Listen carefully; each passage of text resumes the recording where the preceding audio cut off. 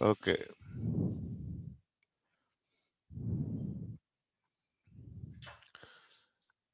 Okay, right. ఈరోజు మనం toasted English SA start చేయబోతున్నాం. నిన్న మొత్తం yesterday we have completed reading about R.K. Narayan introduction, and also about the essay introduction also we have completed. And today we'll start the real essay, toasted English. మనం toasted అంటే మనం తెలుసుకున్నాము. Toasted అంటే it's like frying bread, toasted. But what is toasted English? Toast అనేది మనం ఇప్పుడు తెలుసుకోబోతున్నాం. In the American restaurants, they call for toasted English, referring to English muffins. Referring to English muffins. What do you mean by muffins? ఎవరికైనా తెలుసా muffins అంటే? What do you mean by muffins?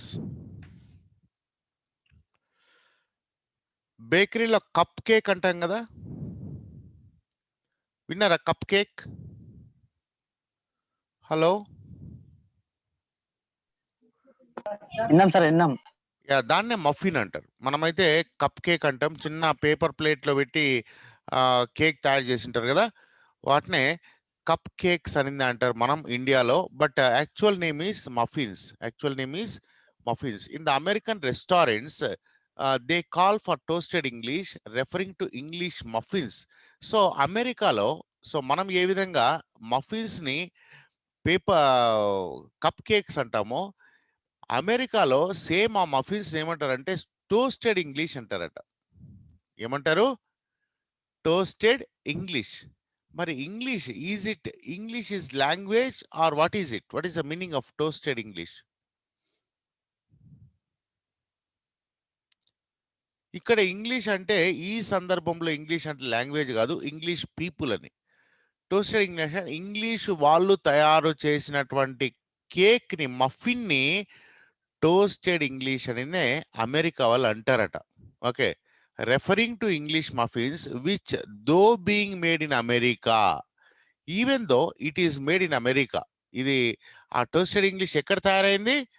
American రెస్టారెంట్లో తయారైంది, తింటున్నారు వాటిని. But they call them toasted English. Now retain English as a sort of concession to their origin. Then why it is called English అంటే, because suppose for example చూడండి, biryani. Okay, మనం we talk of Hyderabad biryani, even though it is cooked in Atmakur. ఆత్మకూర్లో తయారు చేసినప్పటికి కూడా special Hyderabad biryani order చేస్తాం మనం hotel పోతే. ఓకే, ఆర్ ఏదైనా మ్యారేజ్లో కానీ ఏదైనా ఈడ హైదరాబాద్ బిర్యానీ చేశారు ఈసారి అనినే మనం చెప్పుకుంటూ ఉంటాం. Okay, even though it is made in ఆత్మకూర్లోనే అది తయారు చేసినప్పటికీ కూడా, but still we call them Hyderabad biryani. Why do we call them Hyderabad biryani? we are giving a concession, we are giving a respect to Hyderabad, because it was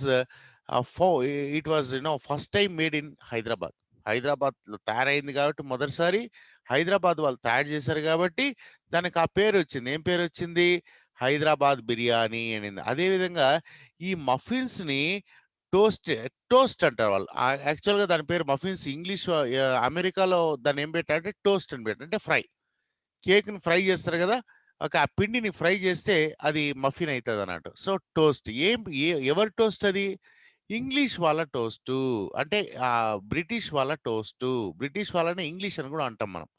okay, English అనేది language, but at the same time English అంటే people అని కూడా అర్థం వస్తుంది. For example, I met an English man. అంటే English మనిషిని కలిశాను అంటే ఏంటి అర్థం? ఇక్కడ బ్రిటిష్ వాళ్ళని కలిసాము అని అర్థం. ఈ సెంటెన్స్ చాలా జాగ్రత్తగా అర్థం చేసుకోవాలి. First sentence is a key sentence for all the full essay. మనం ఫస్ట్ సెంటెన్స్ అర్థం చేసుకోలేకపోతే ఇంకా మొత్తం కూడా అర్థం చేసుకోవడం కష్టమవుతుంది. అర్థమవుతుందా నేను చెప్పింది మీకు? Hello, please respond. అవుతుంది సార్, అవుతుంది. ఎస్, హైదరాబాద్ బిర్యానీ అన్నప్పుడు అది హైదరాబాద్లోనే తయారు చేయాల్సిన అవసరం లేదు. ఆత్మకూరులో కూడా తయారు చేసుకోవచ్చు, వనపర్తిలో తయారు చేసుకోవచ్చు, లేకపోతే గద్వాలో తయారు చేసుకోవచ్చు, లేకపోతే ఈవెన్ అమెరికాలో కూడా తయారు చేసుకోవచ్చు. ఈవెన్ అమెరికాలో తయారు చేసినా కూడా what do we call them? Hyderabad biryani. It doesn't mean that it is right now made in Hyderabad. ఇప్పుడు ప్రస్తుతానికి అది హైదరాబాద్‌లో తయారు కాలేదు. ఓకే. అది ఆత్మకూరులోనే తయారైంది. But we call them Hyderabad way. In the same way this అంటే ఆ మఫిన్స్. Flavour yes. అడుగు బాబు. అంటే ఆ ఫ్లేవర్ కాదు సార్ అంటున్నా. Yes.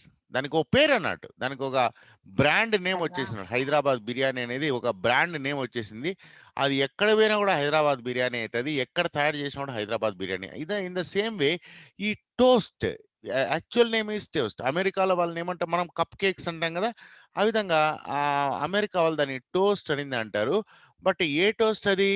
English toast or toasted English. English వాళ్ళ టోస్టు. ఏ విధంగా హైదరాబాద్ వాళ్ళ బిర్యానీ. అర్థమైందా మీకిది ఫ్రేజ్? ఓకే. సో, అయింది సార్, అయింది అయింది. ఇంగ్లీష్ వాళ్ళ టోస్టు అనింది ఈ మఫిన్స్‌ని టోస్టెడ్ ఇంగ్లీష్ అనింది అంటారన్నట్టు. Okay. Which though being made in America. అమెరికాలో తయారైనప్పటికీ though it is made in Atmakur. Now retain English as a sort of concession. So, now retain Hyderabad as a sort of concession. హైదరాబాద్‌ని అలాగే concession అంటే ఒక రకంగా respect అని అర్థం. To their origin. ఆరిజిన్ అంటే అది అక్కడ అరిజిన్ అయింది. అంటే అక్కడే పుట్టింది. ఏది? ఈ టోస్ట్ అనేటివి ఇంగ్లాండ్‌లో పుట్టాయి గాబట్టి, దానికి గౌరవం ఇస్తూ, కన్సిడర్ చేస్తూ దాన్ని టోస్టెడ్ ఇంగ్లీష్ అని అంటారు. అదేవిధంగా Hyderabad biryani even though it is cooked in Atmakur, but still because of its origin అంటే అది అక్కడ అరిజినేట్ అయిందన్నట్టు. అక్కడే పుట్టిందన్నట్టు. అక్కడే తయారు చేశారు మొట్టమొదటి టైంలో. But that is the reason why we call it Hyderabad biryani. Okay. Or Andhra food అంటాం. ఆంధ్ర హోటల్స్ అంటాం అన్నట్టు. రకరకాల బ్రాండ్స్ ఉన్నాయంట. ఫర్ ఎగ్జాంపుల్ గద్వాల్ శారీస్ అంటాం. Okay. Even though Gadwal saris గద్వాల్‌లో తయారు కానప్పటికీ గద్వాల్ శారీస్ అంటారు. ఫర్ ఎగ్జాంపుల్ ఐజాలో తయారైతాయి. Okay. Even some Gadwal saris are made in Andhra. Okay. Kurnool డిస్ట్రిక్ట్‌లో కొన్ని బార్డర్ విలేజెస్‌లో తయారైతాయి. But still it has got Gadwal saris. Gadwal brand అనేది వాడికి అక్కడ గద్వాల్ శారీస్ అని అంటారన్నట్టు. ఓకే. ఇట్లా ఆహ్, హ్మ్, ఒక బ్రాండ్ అనేది ఆ ఊర్లో తయారు కానప్పటికీ, వేరే ఊర్లో తయారైనప్పటికీ అది అలాగే వస్తుంది. ఈ పాయింట్ అర్థమైందా మీకు? హలో? అయింది సార్, అయింది. Okay. Now let's go to the next one. The same may be said of their language too. Americans too went through a phase of throwing out the British but retaining their language and letting flourish on American soil. So the same rule applies to even English language. Not only muffins, not only muffins, the same rule, the same may be said to of their language to వాళ్ళ language కూడా సంబంధించింది. Okay. So original English language ఎవరిది? British English. British English. But now we have the Americans have their own English. Okay. That's why English అనేది retain చేసుకున్నారు కానీ British అనేది తోసేసినారు, తరిమేసినారు అని అర్థం అన్నట్టు ఇక్కడ. Americans to went through a phase of throwing out the British but retaining their language. So British ఇంగ్లీష్లో British అనే దాన్ని తోసేశారు, బయట పడేశారు. But they retained English as their language and letting it flourish on American soil.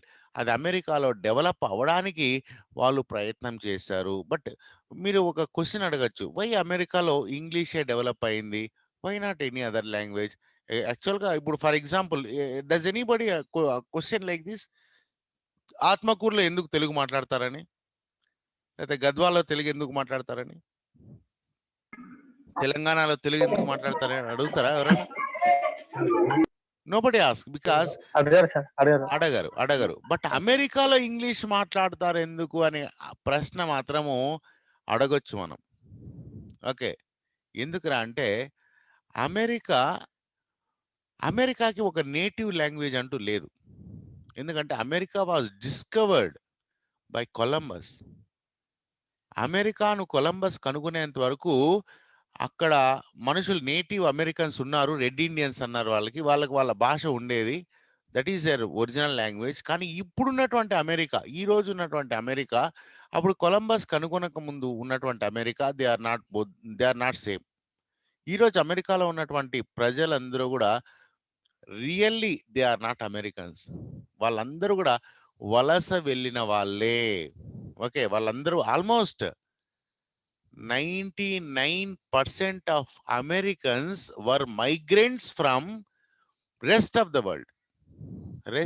World. Okay, వాళ్ళు మొట్టమొదటి European settlers Europe నుంచి చాలా మంది పోయారు. ఎప్పుడైతే అమెరికాను కనుగొన్న తర్వాత అమెరికాకి ఎవరు వెళ్ళారు? యూరోపియన్స్ అంటే ఎవరెవరు వెళ్ళారు? బ్రిటిష్ వాళ్ళు వెళ్ళారు, పోర్చుగీస్ వాళ్ళు వెళ్ళారు, స్పెయిన్ వాళ్ళు వెళ్ళారు, స్విట్జర్లాండ్ వాళ్ళు వెళ్ళారు. Almost Dutch. యూరోప్లో ఎన్ని దేశాలు ఉంటే అన్ని దేశాల ప్రజలు కూడా అమెరికాకు పోయి సెటిల్ అయినారు.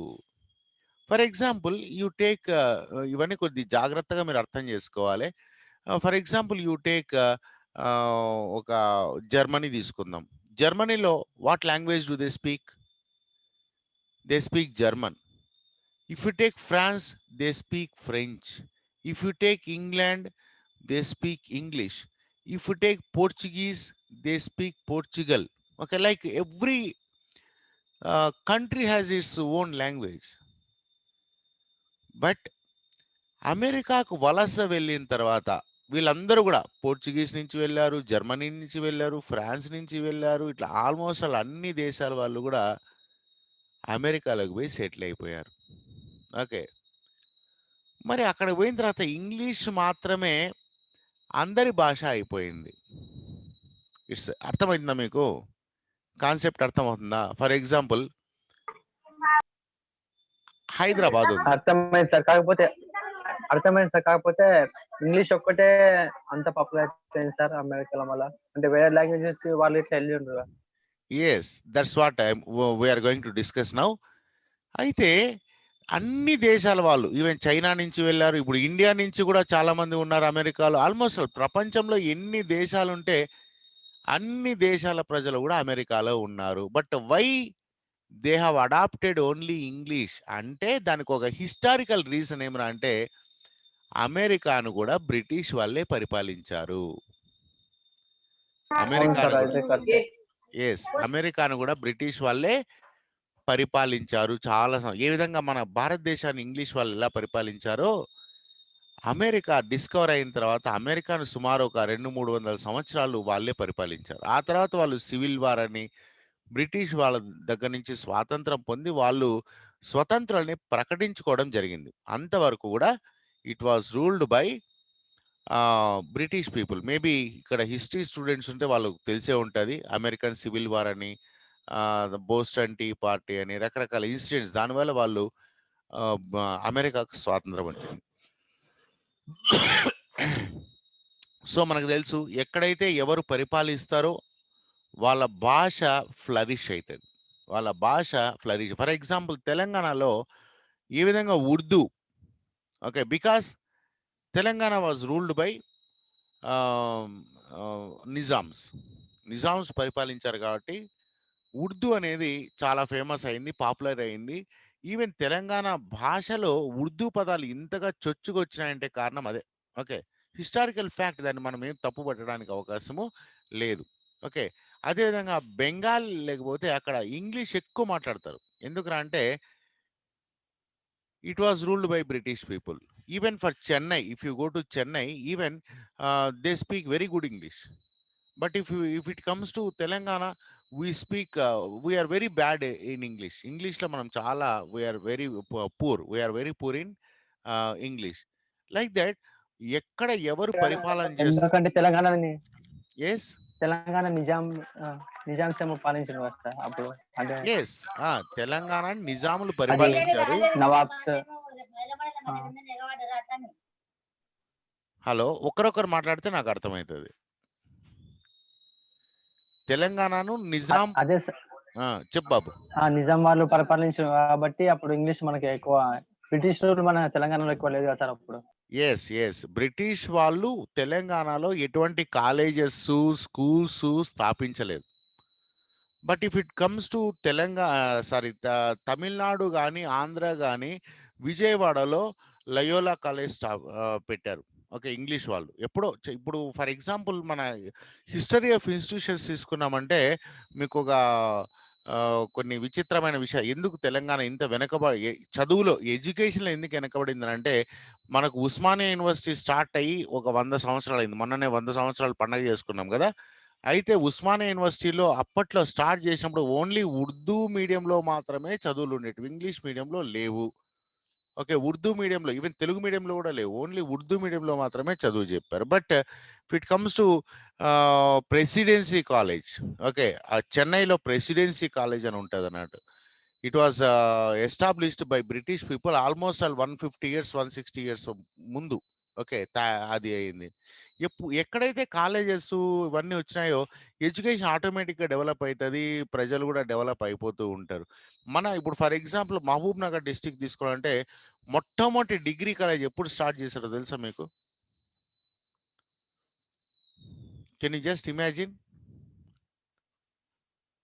మహబూబ్ నగర్ డిస్టిక్లో మొట్టమొదటి డిగ్రీ కాలేజ్ ఎక్కడ స్టార్ట్ చేశారు, ఎప్పుడు స్టార్ట్ చేశారు?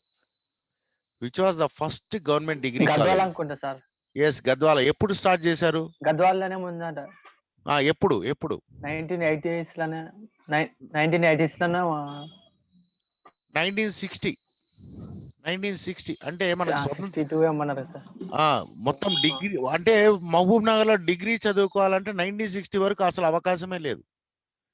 But if you go to Vijayawada, Visakhapatnam, లేకపోతే చెన్నై, లేకపోతే రాయలసీమలో అయితే మదనపల్లి, అనంతపూర్, ఇటువంటి ప్లేసెస్లో the people had access to education before independence.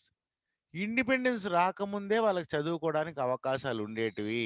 కానీ తెలంగాణలో స్వతంత్రం వచ్చింది మనకు 1947లో అయితే అప్పటి నుంచి మన కాలేజీకి పోయే అవకాశం ఎప్పుడు దొరికింది? 1960 వరకు లేనే లేదు. 1960 వరకు లేనే లేదు. ఆ తర్వాత 1960 తర్వాత ఒకటొకటిగా 1960, 1970 వరకు కొన్ని కాలేజెస్ రావడం జరిగింది, చదువుకోవడం జరుగుతూ ఉందన్నట్టు. కాబట్టి ఇవన్నీ కూడా హిస్టారికల్ రీజన్స్. మనం we have to accept it. Okay, అందుకనే తెలంగాణలో ఎడ్యుకేషన్ అంతా వెనుకబడి ఉంది. ఆల్మోస్ట్ ఆల్ ఈవెన్ టుడే ఇప్పుడు మీరున్నారు, మీ పేరెంట్స్ చదువుకున్నారా? ఎంతమంది మీ పేరెంట్స్ చదువుకున్నారు? చాలా తక్కువ మంది. Even today you are the first generation students. ఇప్పటికీ ఇప్పటికి కూడా కాలేజీకి రానటువంటి వాళ్ళు చాలా మంది ఉన్నారు. ఓకే, మేబీ 10th క్లాస్ వరకు చదువుతారు, లేదా ఇంటర్ వరకు చదువుతారు. ఆ తర్వాత ఇంకా ఏదో పనులు చేసుకుంటూ ఉంటారు, లేదంటే పెళ్ళిళ్ళు అయిపోతే ఆడపిల్లలకైతే ఇంకా చదువు ఆపేస్తూ ఉంటారు. కాలేజీకి రావడం, లేదా యూనివర్సిటీకి వెళ్ళడం, ఓకే, పీజీ చేయడం, అటువంటివి ఇప్పటికి కూడా ఒక ఒక పల్లెటూరు తీసుకున్నామనుకోండి, కనీసం ఒక 10 మంది కూడా ఉండరు అన్నట్టు యూనివర్సిటీకి పోయేటటువంటి వాళ్ళు. అంటే దీనికి కారణం ఏమనంటే అసలు అవకాశాలే లేవు. ఒకవేళ మేబీ మీ తాతలు ముత్తాతలు వాళ్ళందరూ కూడా బ్రిటిష్ వాళ్ళ టైంలో ఒకవేళ కాలేజీలు ఉండి అంటే మనకు స్వతంత్రం రాకముందు కాలేజీలు ఉంటే కనీసం కొంతమందిన చదువుకునే వాళ్ళు, వాళ్ళ పిల్లల్ని చదివించేవాళ్ళు, వాళ్ళ పిల్లల్ని చదివించేవాళ్ళు. సో ఆ విధంగా ఎడ్యుకేషన్ డెవలప్ అయ్యేదానికి అవకాశం ఉంది. కాబట్టి ఇంకా మన తెలంగాణలో ఎడ్యుకేషన్ డెవలప్ కాందే తెలంగాణ పూర్తిగా బంగారు తెలంగాణ అవడానికి అవకాశం లేదు. ఎందుకంటే ఓన్లీ డబ్బులు సంపాదిస్తే చాలదన్నట్టు. ప్రజల్లో ఎకనామిక్ స్టెబిలిటీ వస్తే సరిపోదు, ఎడ్యుకేషన్ స్టెబిలిటీ కూడా రావాలి. అప్పుడే మనకు పూర్తిగా ఈ ఏదైతే మనం బంగారు తెలంగాణ అని అనుకుంటున్నామో అది సాధ్యమయ్యేది అవుతుంది అన్నట్టు. Okay, so Americans too went through a phase of throwing out the British but retaining their language and letting flourish on American soil. So అమెరికాలో ఆ ఇంగ్లీష్లో బ్రిటిష్ని తీసేసి they let English flourish in American soil అది flourish అవడానికి వీళ్ళు అవకాశం కల్పించారు.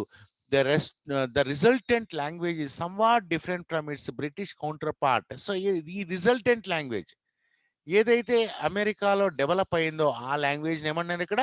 The resultant language is somewhat different from it's British కౌంటర్పార్ట్. British వాళ్ళ భాష కంటే ఇది కొద్దిగా డిఫరెంట్గా ఉంటుంది. It may be set to have gone through a process of toasting. మరి ఏం జరిగింది అంటే ఒక ప్రాసెస్ జరిగింది. ఆ ప్రాసెస్ ఏమంటే టోస్టింగ్ అంటే frying, making language crispy. Bread ఎందుకు మనం టోస్ట్ చేస్తాం? క్రిస్పీ కావడానికి చేస్తామన్నట్టు. So in the same way this British English has undergone the process of toasting. కొద్దిగా టోస్టింగ్ జరిగింది. టోస్టింగ్ జరిగిన తర్వాత ఈ American English has become a crispy language. One noticeable result of this toasting is that much of the formalism surrounding the use of English has been abandoned. So one noticeable result ఏమరా అంటే ఒక formalism English వాళ్ళలో ఇంతకుముందు for example చూడండి, British ఇంగ్లీష్లో చాలా respect ఎక్కువ అన్నట్టు. ఫర్ ఎగ్జాంపుల్ కోర్టులో ఉండే జడ్జిని ఏమంటాం మనం? యువర్ ఆనర్ అంటాం. Okay, your respected. ఓకే, ప్రతి ఒక్కదానికి ఆనర్డ్ ఇటువంటి పదాలు చాలా ఎక్కువగా వాడుతాం. Yours obediently. ఓకే, లెటర్ రాస్తున్నప్పుడు యువర్స్ ఒబీడియంట్లీ. ఇటువంటి ఫార్మలిజం అంటే formal language surrounded the use of English has been abandoned. American ఇంగ్లీష్లో ఇటువంటి ఫార్మలిస్టిక్ లాంగ్వేజ్ని పూర్తిగా అబాండన్ చేసి పడేశారు. Nobody calls. ఫర్ ఎగ్జాంపుల్ మనం అందరం కూడా మీరు లెక్చరర్స్ని ఏమంటారు? సార్ అంటారు. ఓకే, మేము మా ఆఫీసర్స్ని సార్ అంటాం. ఆల్మోస్ట్ ఎందుకంటే ఇది బ్రిటిష్. బట్ అమెరికాలో ఎవరు ఎవరిని సార్ అనరు. Even if is president will say mister president. They don't call him sir. Okay, they don't call him sir. Sir అనే పదం ఎవరికి ఎవరికి వాడరు. అంటే ఈ ఫార్మలిస్టిక్ అప్రోచ్ ఈ బ్రిటిష్ ఇంగ్లీష్లో ఉందన్నట్టు. ఓకే, అందుకని మనం ఒకరికి ఈ లాంగ్వేజ్ అనేది చాలా ఫార్మల్గా ఉంటుంది, చాలా స్మూత్గా ఉంటుంది. బట్ అమెరికాలో చాలా క్రిస్పీగా డైరెక్ట్గా మాట్లాడుతూ ఉంటారు. మిస్టర్ ప్రెసిడెంట్ అంటారు, మిస్టర్ ప్రెసిడెంట్. అంటే లేకపోతే పేరు ప్రతి ఒక్కరికి ఈక్వాలిటీ అనేది సింబలైజ్ అవుతుంది కదా సార్ ఆ కంట్రీలో. ఎస్ మనదేమరా అంటే ఓ రకంగా బానిస. ఎందుకంటే మనం కూడా బానిసల్లాగా బతికాం బ్రిటిష్ వాళ్ళ కింద.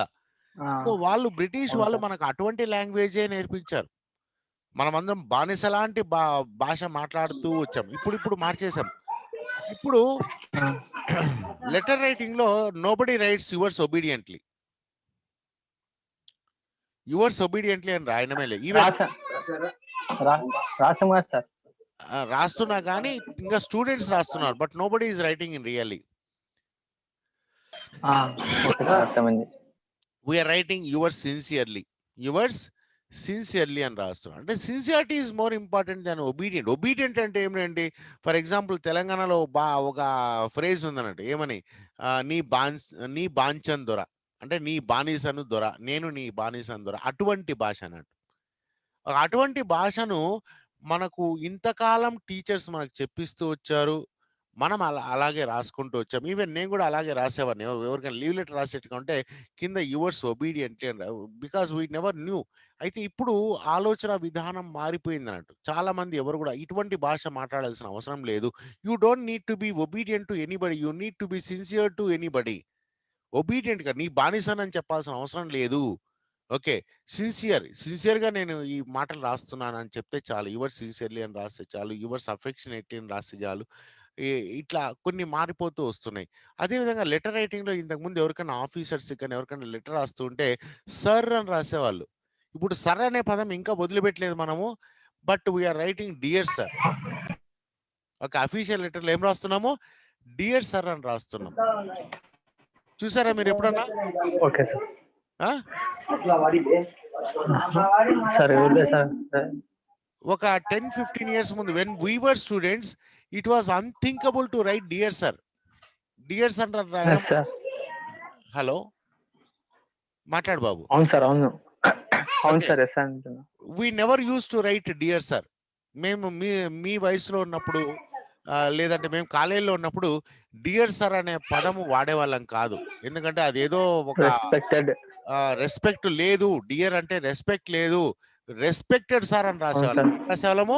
రెస్పెక్టెడ్ సార్ అని రాసేవాళ్ళం కానీ డియర్ సార్ అని రాసేవాళ్ళం కాదు. కానీ ఇప్పుడు you can write dear sir, dear madam, nothing wrong in that. Nothing wrong. You don't need to write respected sir, respected madam. You don't need to write. You simply can write dear sir, dear madam. Ante language is undergoing change even in India. ఆ change అమెరికాలో ఎప్పుడో వచ్చింది అన్నట్టు. ఈ formalism అనేది ఎప్పుడో మారిపోయింది. ఇండియాలో ఇప్పుడిప్పుడు వస్తుంది. ఇండియాలో ఇప్పుడిప్పుడు మారుతుంది. మేబీ వస్తుంది. ఆ టోస్టింగ్ అనే ప్రాసెస్ మనకు కూడా జరుగుతూ ఉంది.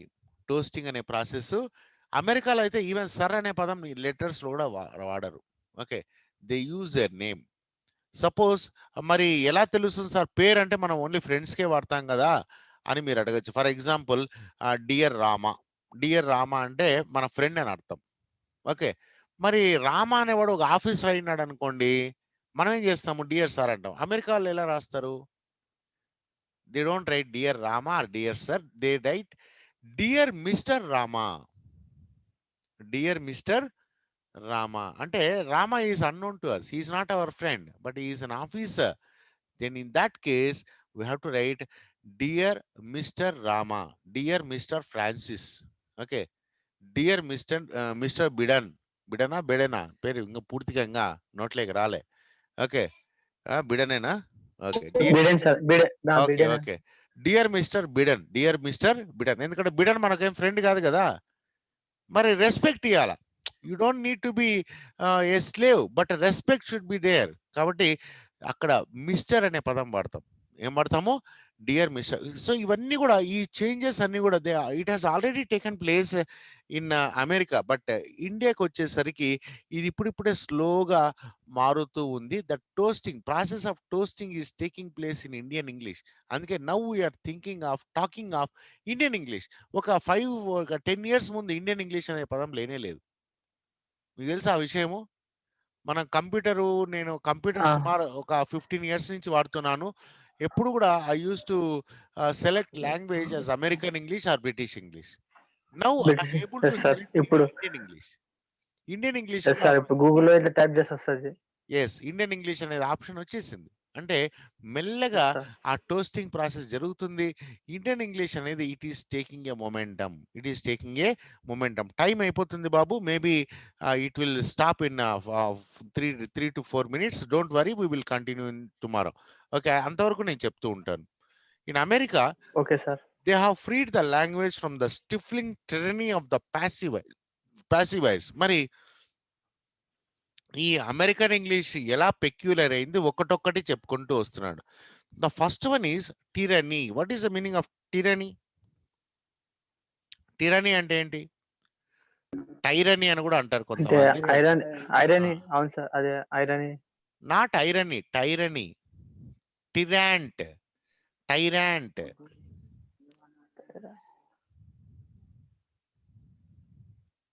ఏమంటారు? టైరాంట్ కానీ టిరనీ కానీ. ఓకే, హిట్లర్ ఎవరు? Is a tyrant. Is a tyrant. అహింసవాదే. అహింసవాదే సార్. అహింసవాదే అహింసవాది. లేకుంటే హిట్లర్ ఎవరు? అంటే మిలిటరీ ఆఫీసర్ అనే. ఆ? మిలిటరీ ఆఫీసరా సార్? ఆ, మిలిటరీ హెడ్. అట్లా కాదు. అంటే టైరనీ అంటే ఏమన్నా అంటే ఒక రకమైన స్ట్రిక్ట్ రూల్స్, స్ట్రిక్ట్ గా ఉండడం అన్నట్టు. ఇప్పుడు ప్రజాస్వామ్యంలో ఎవరు ఎవరినైనా ప్రశ్నించవచ్చు, అనా కదా? Yes sir. మీరు ఈవెన్ నా మోడీని కూడా ప్రశ్నించవచ్చు. మీరు ఎందుకు సార్ ఇలా చేశారు అనేది మనం ప్రశ్నిస్తాం. అయితే ఒక టిరాంట్ ఉన్నాడు, కిమ్ ఉన్నాడు. ఓకే, కిమ్ తెలుసు కదా మీకు? కిమ్ను పోయి ఎవరు తెలుసు సార్. అడుగుతారా ఏమన్నా? "ఏయ్, ఎందుకు ఇలా చేస్తున్నామని ఏ ప్రజలైనా అడగగలరా? ఏమో సార్. అడగలేరు. అడిగితే చంపేస్తారు. ఎందుకంటే because is a టిరెంట్. Is a టిరెంట్. ఇప్పుడు మనం ఆ, మన కేసీఆర్ ఉన్నాడు. కేసీఆర్ని చాలా మంది ప్రశ్నిస్తున్నారు. ఈవెన్ మోడీని కూడా మోడీ ఆ, దిష్టి బొమ్మను తగలబెట్టినారు. మోడీ ఏమైనా చేశాడా?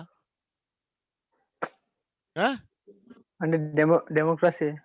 డెమోక్రసీ. ఎందుకంటే మనకు ప్రశ్నించే హక్కు ఉందంట, మాట్లాడే హక్కు ఉందంట, ఫ్రీడమ్. వాక్ స్వాతంత్రం హక్కు ఉంది. కాబట్టి మనల్ని ఎవరు ఏం చేయలేరు. కానీ కొంతమంది టిరెంట్స్ ఉంటారు. అంటే వాళ్ళు పూర్తిగా వాళ్ళకు అన్ని పవర్స్ ఉంటాయి. కావాలంటే చంపేను కూడా చంపేయచ్చు. చంపినా సరే కేసు ఉండదు. అటువంటి వాళ్ళని టిరెంట్స్ అంటారు. ఫర్ ఎగ్జాంపుల్ హిట్లరు, ఆ తర్వాత కిమ్ ఇప్పుడున్నాడు కదా Kim. So north north Korea. North south Korea. Korea. North Korea Kim అన్నట్టు, ఓకే, ప్రెసిడెంట్ అన్నట్టు, ఇంకా అతను టిరెంట్ అన్నట్టు, ఇంకా అతనికి ఎవరైనా ప్రశ్నిస్తే వాడు వెంటనే చంపేస్తాడు. వెంటనే తుపాకీ తుపాకీ ఉంటుంది మన దగ్గర, చంపినా సరే వాడి పైన కేసు ఉండదేమో. ఫర్ ఎగ్జాంపుల్ నరేంద్ర మోడీ ఎవరైనా చంపగలడా? ఆహా, తెలియదు సార్. చంపితే మన గవర్నమెంట్ ఊరుకుంటుందా? సరేలే ప్రైమ్ మినిస్టర్ పొతే పోన్లే అని ఊరుకుంటుందా? ఆ?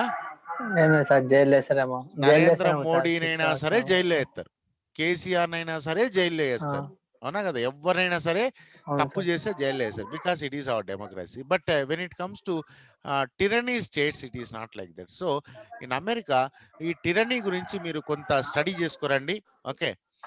గూగుల్లో వెతికి దాని గురించి స్టడీ చేయండి. వాట్ ఈస్ టైరనీ, టిరెంట్ అంటే ఎవరు, దీని గురించి అంత కూడా తెలిస్తే ఈ పారాగ్రాఫ్ బాగా అర్థమవుతుంది, okay? In America they have freed the language from the stifling అంటే very strict tyranny of the passive voice. ఇంగ్లీష్లో ప్యాసివ్ వాయిస్ అనేది ముఖ్యంగా బ్రిటిష్ ఇంగ్లీష్లో ప్రతి ఒక్కటి మనం ప్యాసివ్ వాయిస్లో మాట్లాడితే రెస్పెక్ట్ అన్నాడు, okay? Your honour, okay, you are highly respected person, you are highly respected person, okay? ప్రతి ఒక్కదానికి మనము ఓకే సార్. ప్యాసివ్ వాయిస్ వాడుతూ ఉంటాం, ప్రతి ఒక్కదానికి. ఈవెన్ ఇండియాలో కూడా ప్యాసివ్ వాయిస్ ఎక్కువగా వాడుతూ ఉంటారు. ఎందుకురా అంటే ప్యాసివ్ వాయిస్ వాడడం అనేది రెస్పెక్ట్ఫుల్ లాంగ్వేజ్ అని బ్రిటిష్ వాళ్ళ అపోహ. అయితే అమెరికా వాళ్ళు మొట్టమొదటి చేసిన పని ఏమరా అంటే ఈ ప్యాసివ్ వాయిస్ని సుట్టి పడేసినారన్నట్టు. ఎవ్వరు కూడా ప్యాసివ్ వాయిస్ వాడరు unless it is highly, okay, required. యూజువల్గా ఎక్కడ, ఫర్ ఎగ్జాంపుల్ మనం ఎక్కడిని చూస్తే చాలా చోట్ల ప్యాసివ్ ఇండియాలో అయితే చాలా చోట్ల ప్యాసివ్ వాయిస్ వాడుతూ ఉంటారు.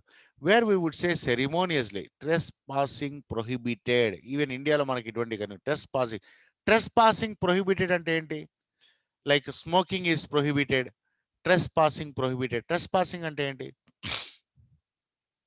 What do mean by trespassing? ఇవన్నీ రాసుకోండి, నోట్బుక్లో రాసుకోండి, మీరు వెతకాలి గూగుల్లో.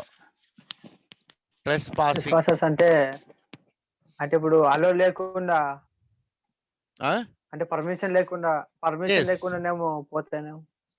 పర్మిషన్ లేకుండా మన ప్రాపర్టీ కానటువంటి ప్రాపర్టీలోకి ఎంటర్ కావడాన్ని ట్రెస్ పాసింగ్ అంటారు. అంటే ఫర్ కబ్జానేమో ఎగ్జాంపుల్ సార్. మన కాలేజ్ ఉంది, ఓకే, మన కాలేజ్ ఉంది కదా, మన కాలేజీలోకి ఎవరెవరు రావచ్చు?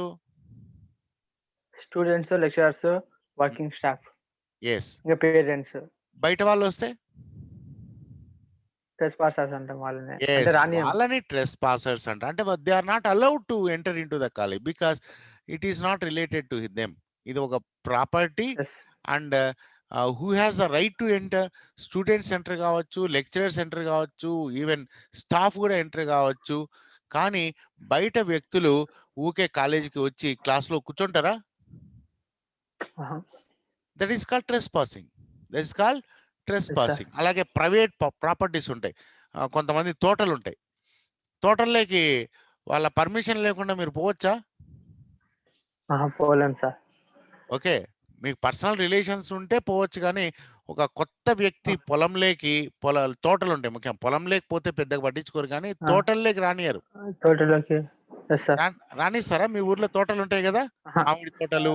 రానియా సార్, రానియరు. రానియరు. ఒకవేళ వాళ్ళు బంధువులు అయితే ముందుగానే తెలిసి ఉంటే, లేదంటే పర్మిషన్ తీసుకుంటే, ఓకే సార్ మేము ఒకసారి చూస్తాము, మీ తోట ఒకసారి చూస్తాము అంటే వాళ్ళు పర్మిషన్ ఇస్తే అప్పుడు మనం లోపలికి పోవాలి, కానీ మనకు వాళ్ళకి అడగకుండా లోపలికి పోవచ్చా? వెళ్ళలేం ఒకవేళ అలా సార్, వెళితే పోలేం. వాళ్ళని ఏమంటారు? దొంగలు అంటారు. ట్రెస్ పాసర్స్ అంటారు. ఏమంటారు? ట్రెస్ ట్రెస్పాసర్స్. పాసర్స్. ఏమంటారు? Trespassers. So trespassing prohibited. ఇటువంటి బోర్డులు మనకు కనిపిస్తూ ఉంటాయి, అయిపోయిందా? అవును సార్. కట్ అయిపోయిందా? ఉంది సార్, ఇంకా 1 ఓకే, minute రైట్. అయింది. Trespassing prohibited. There sign boards, అటువంటి సైన్ బోర్డ్స్ మనకు కనిపిస్తూ ఉంటాయి. As I notice in the parks of Berkeley merely say newly planted, don't walk. అయితే అమెరికాలో ఎటువంటి సైన్ బోర్డ్స్ అంటే ఏంటి? అంటే ఇక్కడ అక్కడ ఉన్న ఇప్పుడు కొంచెం ఇప్పుడు స్పీడ్ లిమిట్ అని ఉంటుంది సార్, ఎస్ స్పీడ్ మామూలుగా లిమిట్ రోడ్డు పైన కనిపిస్తుంది అలాంటివి. 60 కిలోమీటర్స్. ఓకే, ఇట్లా ఆ! బోర్డులు దాన్నే వాటిని సైన్ బోర్డ్స్ అంటారు. ఏమంటారు? Yes sign sir. బోర్డ్స్. మన సైన్ బోర్డ్. ఇండియాలో కానీ బ్రిటిష్ లో కానీ ఇవన్నీ కూడా ఇటువంటి సైన్ బోర్డ్స్ అన్ని కూడా ప్యాసివ్ వాయిస్ లో ఉంటాయి. ట్రెస్ పాసింగ్ ప్రొహిబిటెడ్, స్మోకింగ్ ప్రొహిబిటెడ్. ఆ! ఓకే, ఇటువంటివన్నీ కూడా ఆల్మోస్ట్ ఆ! ఆల్ ప్యాసివ్ వాయిస్ లో ఉంటాయి. But when you see